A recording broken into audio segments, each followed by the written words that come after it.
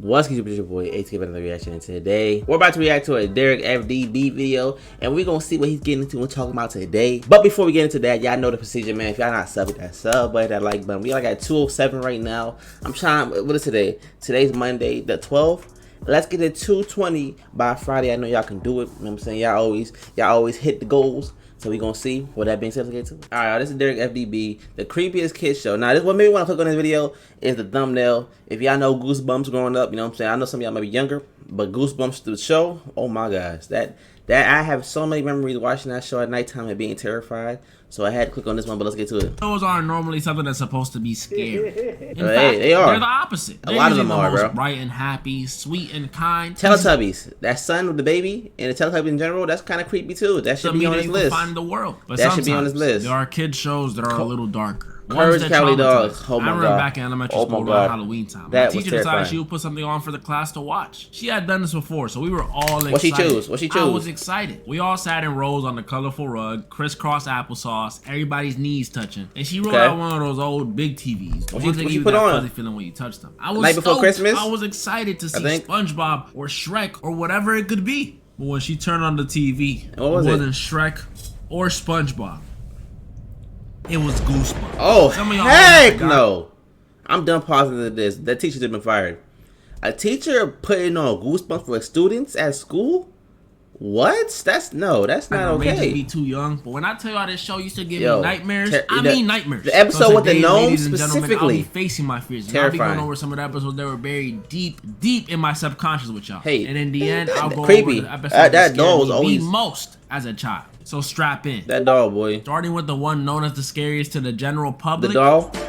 Haunted Mask. And this that one wasn't follow the these scariest. two girls who stumble across this novelty shop in the middle of the night. This is a good one, though. And straight off the jump, turn around and go home. Please. These two girls are Sabrina, aka the main character's best friend. And our main character, Carly Beth.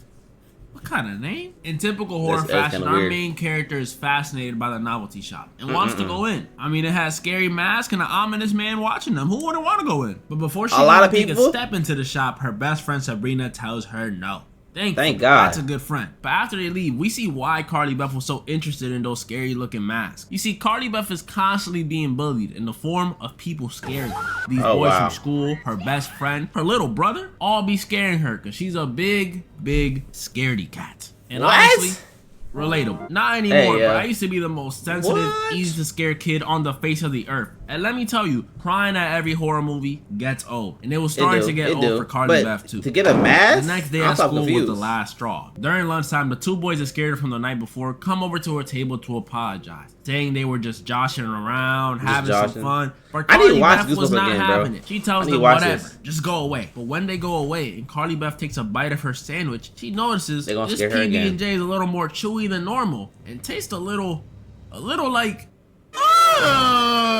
they put a live worm in her sandwich. Man, that's not even a prank. That gotta be some form of attempted murder. Cause what the actual? This was the last. That's not a prank. That's real. She had been humiliated. Her self-esteem will be thrown. She was so mad she destroyed her duck costume. It was getting serious. She wanted revenge. She was tired of being the one who's constantly scared. She wanted to finally be the one doing some of the scaring. So she goes to the one place where she knows she could find something scary.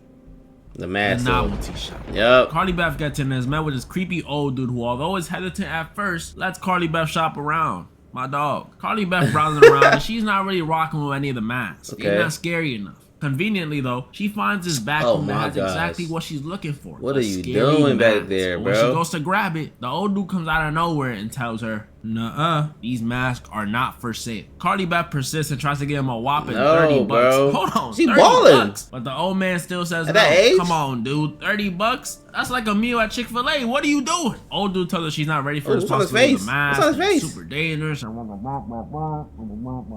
But while he's explaining, Carly Beth steals the mask and runs out. She's a thug. And for some reason, the old dude doesn't chase her. He just yells and closes the door. I mean, Carly Beth finally got what she needed to get revenge on the bullies. But she was gonna regret that real soon. Carly Beth gets home and immediately puts the mask to work, scaring her little brother. And that was only the beginning. She suits up for Halloween, taking with her this weird replica of herself that her mom made for her. Why do you have that? I don't know. And picks up Sabrina to go looking for the bullies. She's hunting. And this is where we notice the mask is making Carly Beth act a little more peculiar. Why does she have a figure? I like that word. I like that. She's more aggressive, scaring random kids, scaring random moms, and even scaring Sabrina. Sabrina confronts her about this, and Carly Beth's only answer is, "The mask made me do it." Okay, so if you grab me like that again and I punch you, just know my fist made me do it. Carly Beth eventually runs away for some reason and stumbles upon exactly who she wanted to find. Oh no, she about to murder them. Perfect setting too. She approaches them and they're immediately wetting their pants, talking about how they was just goofing around and they only did those things to Carly Beth because they liked her.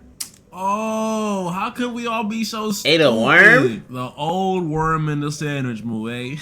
Real panty dropper, forgot about that one. Carly Beth successfully scares them off after the replica head of herself whispers to the boys, "Help me." And Carly Beth afterwards buries the replica head and returns home. I'm sure at this point some of y'all already know what's going on, but it gets even clearer when Carly Beth gets home and is finally ready to take off the mask. When she tries to, it hurts. She can't seem to take it off for some reason, so she asks Sabrina to help her. When Sabrina goes to check, she sees there's no line between the mask and Carly Beth's skin. She even runs to the bathroom and sees the eyes in the mirror aren't her eyes anymore.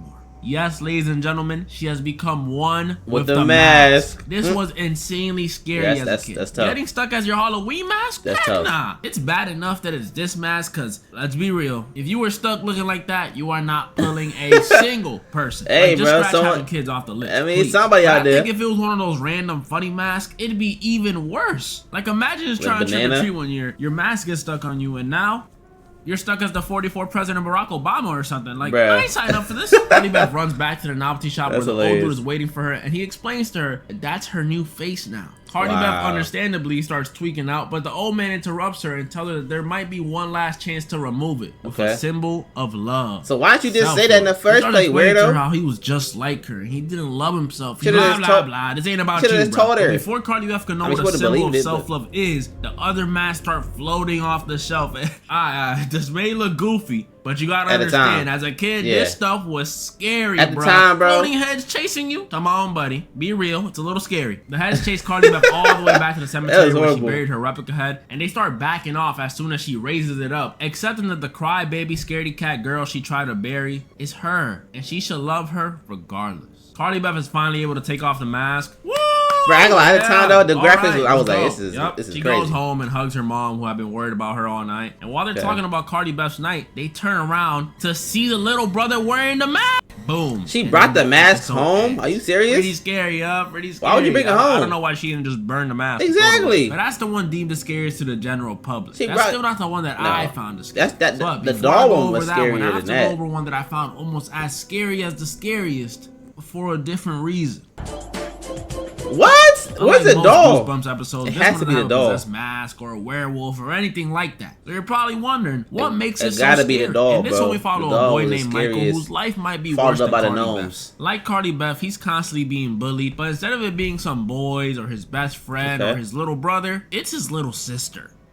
Sorry. And obviously, since she's the if you don't teach her why you the big brother, she can mess with him and never get in trouble. Michael was sick of it. He wanted some payback. So the day his dad came home with one of those old big clocks and told his sister not to touch it, he saw an opportunity. He gets up in the middle of the night and makes his way towards the clock. And when he gets there, instead of doing, some actual noticeable damage, he just slightly turns the head of the bird that comes out the clock, which is... That bird goes, what the hell? That'll show him. But when Michael wakes up the next day, things are different. Very different. It's his birthday. Mind you, his birthday had already passed. Like, it was a few days ago. So you know what that means. He put time back. 2 B-days. Hey! Michael had gone back in time. And this is what I meant when I said this episode is scary for a different reason. Because every time Michael wakes up, he gets younger and younger. Going from a tween to a kid to a baby. That's scary. And it's not like when he turns into a baby, he's back to having baby thoughts. No, he's just Michael with the mobility of a baby. I would hate that. Even at my lowest of lows in life. Does he eventually go back inside his mom's stomach?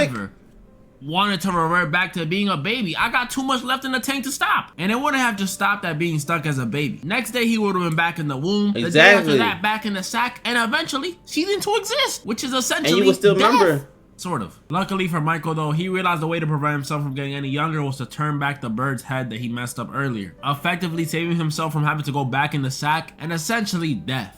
Sort of. But like I said, although this episode is scary, it's still not the one I found. The doll, bro. I knew it. It gotta be the doll. Belongs to no other than the night of It gotta be the night of the Lemon Dummy. That's the one I'm telling y'all, bro. Follow a girl named Amy. Terrifying. Unlike the other two protagonists before her, Amy has no bullies or anyone she wants to get revenge on. Nothing. Just an older, younger sibling, making her the middle child. So no one likes her. And she's definitely the most unique out of the three, too. You see, Amy's into the very, very random hobby that is ventriloquism. That's when people use dolls to talk. Keep that away from me. I'm sorry. They're not talking. I'm sorry. You couldn't learn how to juggle or something? And one day while showing off her skills, her doll Dennis falls apart. Ah, bummer. Guess you gotta find something else to do. But luckily for Amy, her dad got her a new doll. A dummy named Slappy. Dad's Unlike Dennis, Slappy is no regular doll. You see, after Amy perfectly reads some Latin text that comes with Slappy, it turns out he's alive. And this stupid, ugly doll is the sole reason I couldn't watch this episode as a kid. I'm feeling creepy right now. I was already scared of dolls as a kid. Chucky was the scariest thing I've ever seen. To this day, I'll watch this. I watch the show and stuff like that. But Chucky, bro, that was my biggest fear growing up. So when this doll, Chucky. So when I saw another evil-looking dog that likes to crack I'm the jokes, same exact way. And he's ginger, it brought back trauma. I'm not gonna sit here and act like Slappy was doing the same things Chucky was doing. He wasn't murking people or anything, but he was doing something that, as a kid, could be perceived worse than death. He was getting Amy in trouble with her parents, messing up family paintings, making fun of her family. He even attacked a family friend. And all these things may seem tame, like no big deal, right? But imagine if Amy had immigrant parents. Yeah. After Slappy, she gets sent back to wherever they came from. Amy's dad with a guitar. My fault, Slappy. I didn't know you had it in you. Amy decides to finally get rid of Slappy by throwing him down a drain. And he does this funny scream when it happens. But that very same night, Slappy returns, threatening her family and telling Amy she will be his slave forever. He smell like Dookie. You can try saying that to her, Slapster, but try saying that to me, and you're going to end up trending on Twitter, buddy. At this point, Amy's sister finally sees that Slappy's actually alive, and they also realize Slappy is a doll, a hollow doll that you could like push over. I was say slap Slappy, boy. Kind of makes my fear of this dude coming after me as a kid a bit irrational, but whatever. Bro. Slappy chases them around the house, eventually catching them off guard and tripping Amy. And as he was standing over her, talking about how the family belongs to him now or whatever, two things didn't make sense to me. One, why is the sister just watching him stand over Amy? And two, why is Amy so hell bent on grabbing the broom to attack Slappy? You literally just shoved him upstairs. Kick the dude, bruh. Anyway, while Slappy is standing over Amy, I don't know where someone tackles Slappy, causing him to shatter his face on the fireplace, releasing the evil gas. It was that easy? System. What the? It was Amy not and her easy. sister are confused as the family he had like 3 episodes, including her brother. Wait a minute. If the brother wasn't the one who tackled Slappy, then who did? We see on the table Amy's old dummy Dennis is alive, and they gave him the voice of Goofy for some reason. Gosh, it's good to be back in the family. Boom. What the hell? I didn't remember that part. He eventually returns again in Night of the Living Dummy 3 with freaking Anakin Skywalker. Then he returns again in Bride of the Living Dummy where Slappy gets a shorty. And eventually returns the 3rd time in the movies. But that Slappy sucks. That ain't Slappy right there. Hopefully you guys can see why I found this show so creepy as a kid. And if you don't, I don't blame you. There's a lot of goofy ones. And moral of the story? Ain't That is hilarious, bro. Oh my gosh. Man, I'm trying to tell you, Goosebumps, that show was terrifying growing up, especially Slappy and the Gnome episode. I never forget the Gnome. It was a nighttime, it was like 1 in the morning, Goosebumps had came on. And the Gnome episode was on. I remember I hid behind the couch. I will never forget it. I was behind the couch for like an hour because I was waiting for it to turn off. That was terrifying. If y'all grew up and then watched Goosebumps, y'all lucked out, bro, because there was a lot of scariness in that show, man. It was a good show, though, at the same time, but that show was terrifying. Looking back at it, I don't know why they didn't slap him up, you feel me? Because he, like he said, it was pretty easy, but that's besides the point. All I'm trying to tell you is, it may look stupid now, but if y'all watched that when y'all was like 6 or 7 or 8, you understand the terror that was in your heart. But with that being said, go sub to DerekFDB page. Set this up button over here. Like I said, we're trying to hit 220 by Friday, which is 5 days from now, I think. Yeah, I think 5 days. So y'all can do that. I know, believe me, y'all. I trust y'all. But it's your boy ATK. Thank y'all for watching the video, and we out here.